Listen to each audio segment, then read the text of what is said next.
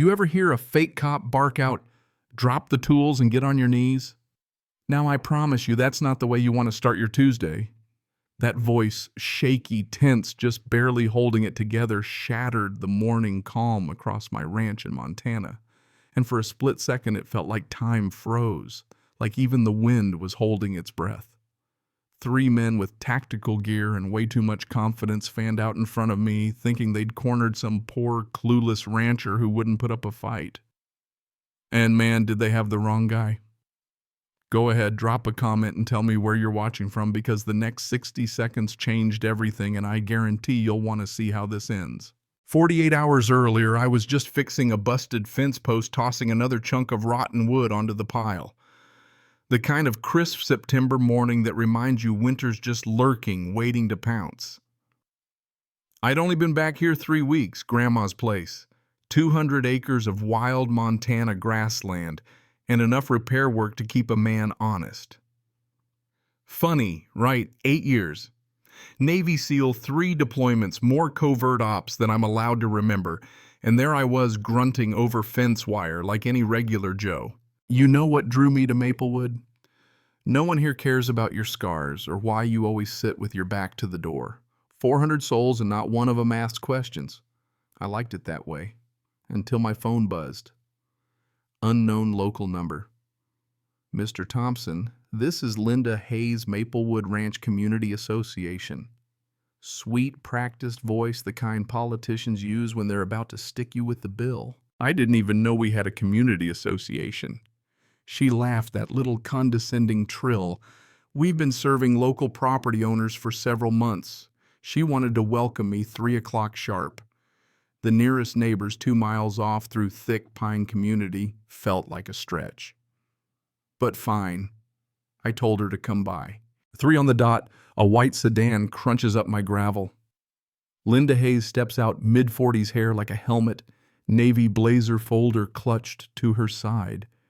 She had the handshake of someone used to getting what she wants, and her eyes, they swept my property like she was casing the place.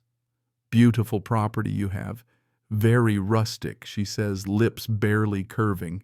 She hands me a binder, big, heavy, packed with more rules than a military base. Paint colors, grass height, mailbox placement, each one spelled out in legalese tight as a drum. We believe in standards, Mr. Thompson. A community is only as strong as its weakest link. That edge was back in her voice. Then she notices my cameras. Quite the security setup. Though our patrol service offers excellent coverage.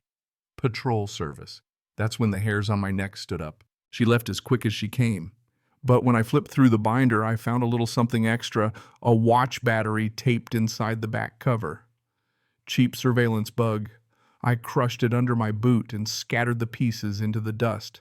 That night I sat on the porch, Colt 45 in my lap, reading their so-called regulations. 17 violations, apparently fence too tall, grass too long, mailbox the wrong shade. Every one of them came with a fine. It was about control, not community, generating revenue, not goodwill. Phone rings. Linda again. Hope you've reviewed our materials. You'll get your first compliance notice tomorrow. And if I didn't, veterans sometimes struggle with civilian authority. I trust that won't be an issue here. That's when it hit me. Some domestic enemies wear business suits, not uniforms. By morning, a man in a pressed uniform, no name tag, no smile, hands me an envelope, snaps a photo of my door, drives off in a plain white pickup. Inside, drone photos, $3 grand in fines. Grass too tall, mailbox out of place, old shed labeled unauthorized structure. They'd been watching me for weeks. When I called, the receptionist put me on hold exactly 60 seconds, then told me all disputes must be handled in person 2 hours away in Billings. If I didn't come, fees would pile up. It was a shakedown. The photos weren't random either. The angles, the quality. Someone knew what they were doing. Surveillance, not some busybody with a drone. Linda called again. We take standards seriously, Mr. Thompson. Will you be joining us in Billings today? I looked out, same white pickup parked just out of reach. Tell me about your patrol service, Linda. Silence. Security contractors are licensed professionals, she finally spits out. Routine oversight. She threatened an inspection. I said I'd think about it. I walked out to that pickup, memorized the plate, snapped their faces, ran them through contacts. Shell company in Delaware, driver was ex-private security, bad discharge partner, had an assault record. Real wholesome community types. Rest of the day I dug into Linda Hayes and her association. Only existed 4 months. No board, no authority, just a post office box. Total scam. 4:30. Linda calls again.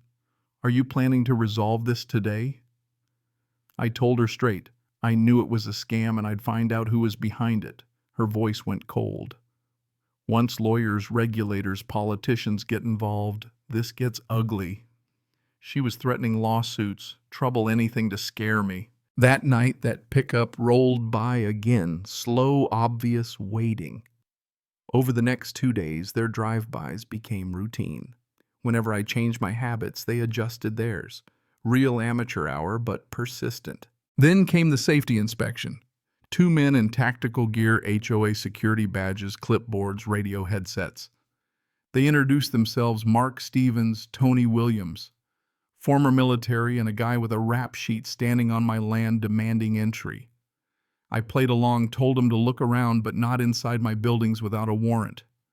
Stevens spent time mapping my cameras, checking the barn's rear entrance. Recon, plain and simple. That night, a gravelly voice called Deputy Sheriff Coleman. Said he'd heard about my inspection. Turns out I wasn't the only one. Rural owners, especially vets and seniors, getting fake violations threats, forced to sell cheap.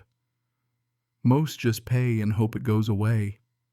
If you fight back, things escalate, break-ins, damage worse. Midnight. 2 vehicles sit on the county road, lights off, for an hour.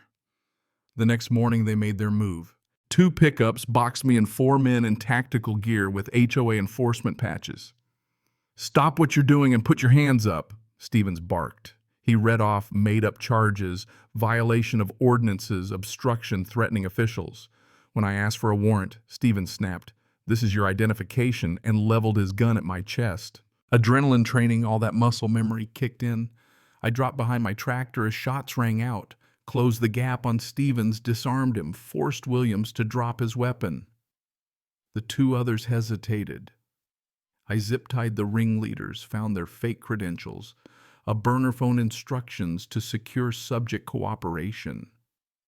They broke fast turns out they were just contractors, hired by Linda Hayes, paid cash, no questions asked. I called Deputy Coleman. He rolled in with backup, whistled low when he saw the mess. "You disarmed them." "How carefully," I said. "They'd never met anyone like me." Within an hour, Coleman's got Stevens and Williams cuffed and in his patrol car. They'd confessed to everything, hired to scare me into selling cheap. The woman behind it all, Linda Hayes. Except she didn't exist. Her number was a burner, the association paperwork fake. The scam ran deep: real estate developer Rebecca Harrison's shell company's political connections. The whole thing was a racket, prime land, highway access, water rights. And my grandma's ranch was right in the crosshairs. Rebecca Harrison herself called next, all icy and professional. "I think it's time we had a conversation." She offered me $400,000, double what she'd have gotten if I'd folded. And if I refused, life can get complicated, Mr. Thompson. Taxes, permits, services, problems multiply.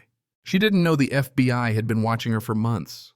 When we met at a diner, she tried her hardest: threats. Bribes, even hinted at accidents if I kept resisting. That's when her real backup showed hardened men in a black SUV. But I had my own federal agents waiting just outside. When she made her last threat, the FBI swept in. Rebecca's face the moment she realized she'd confessed to everything on tape, priceless. Federal agents arrested her, and her crew seized records, exposed her husband's money laundering operation. Over 30 victims across 4 states, mostly elderly, mostly veterans, got their land or compensation back. Rebecca pled guilty. Her entire network came crashing down. And me, I went back to my fence, to real work, knowing justice sometimes requires you to get your hands dirty. Months later, I stood in court as Rebecca got 15 years. She wrote me a letter from prison, an actual apology. Can you believe that I told her forgiveness is possible, but consequences are permanent? Word spread about what happened. Other veterans came by. We talked, rebuilt fences, found new ways to fight back together. Sometimes to keep the peace, you've got to fight for it, one fence post at a time. So let me ask you, what would you do if someone tried to take your home? Drop your story in the comments. And if you've ever faced down bullies, corrupt officials, or scams, stand tall. Justice might take its time, but when good people stick together, even the toughest fences stay standing.